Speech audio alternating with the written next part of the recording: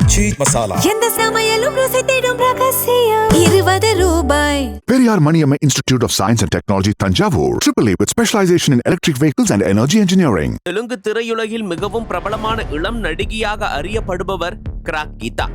Big Boss Telugu season 8 மூலம் பெரும் புகழ் பெற்ற இவர் தற்போது தெலுங்கு சினிமாவில் முக்கிய இடத்தை பிடித்துள்ளார்.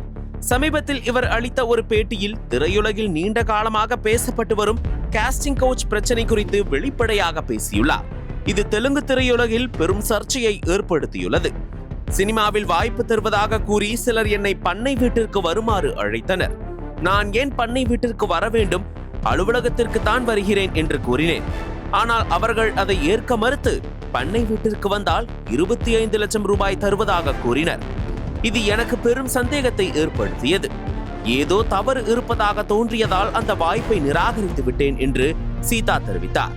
மேலும் வாய்ப்புகளுக்காக எந்த அளவுக்கு கீழ்மட்டத்திற்கும் செல்லும் நபர்கள் சினிமாவில் இருக்கிறார்கள்.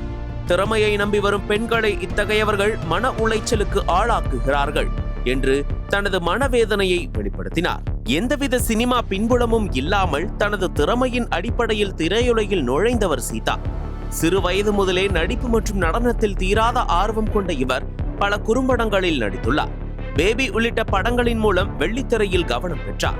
சமூக வலைதளங்களில் தொடர்ந்து வீடியோக்கள் வெளியிட்டு தன்னை பிரபலப்படுத்திக் கொண்ட இவர் பிக் பாஸ் நிகழ்ச்சியில் பங்கேற்று பலரின் கவனத்தையும் பெற்றார்.